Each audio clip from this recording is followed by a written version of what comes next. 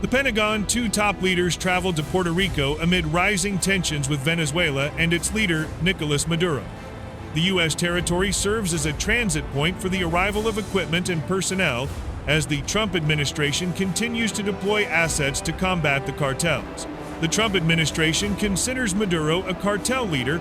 During his visit, Hegseth flew a U.S. Marine Corps MV-22 Osprey to the USS Iwo Jima, the lead ship of the Amphibious Readiness Group, Jima. The ship is part of the counter-narcotics effort and is currently stationed approximately 30 miles south of Puerto Rico. The U.S. military is deploying more than 4,000 Marines and sailors to the waters around Latin America and the Caribbean as part of a ramped-up effort to combat cartels.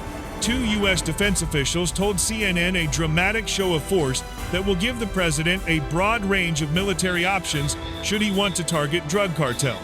The deployment of the Iwo Jima Amphibious Ready Group, ARG, and the 22nd Marine Expeditionary Unit to U.S. Southern Command, which has not been previously reported, is part of a broader repositioning of military assets to the SOUTHCOM area of responsibility that has been underway over the last 3 weeks, one of the officials said.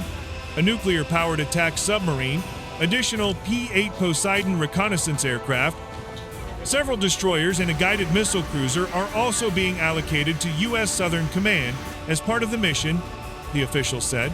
A third person familiar with the matter said the additional assets are aimed at addressing threats to U.S. national security from specially designated narco-terrorist organizations in the region. The U.S. Navy announced the deployment of the USS Iwo Jima, the 22nd MEU, and the two other ships in the Amphibious Ready Group, the USS Fort Lauderdale and the USS San Antonio, but did not say where they were going. One of the officials emphasized that the military buildup is for now mostly a show of force, aimed more at sending a message than indicative of any intention to conduct precision targeting of cartels. But it also gives U.S. military commanders and the president a broad range of options should Trump order military action.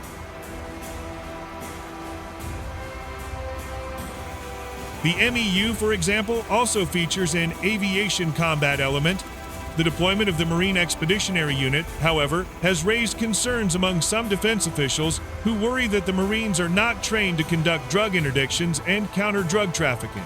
If that is part of their mission set, they will have to lean heavily on the Coast Guard, officials said. MEUs have been instrumental in the past in supporting large-scale evacuation operations. A MEU was stationed for months in the eastern Mediterranean, for example. A Marine official told CNN that the MEU stands ready to execute lawful orders and support the combatant commanders in the needs that are requested of them. The U.S. military deployed destroyers to the areas around the U.S.-Mexico border in March to support U.S. Northern Command's border security mission and reinforce the U.S. presence in the Western Hemisphere.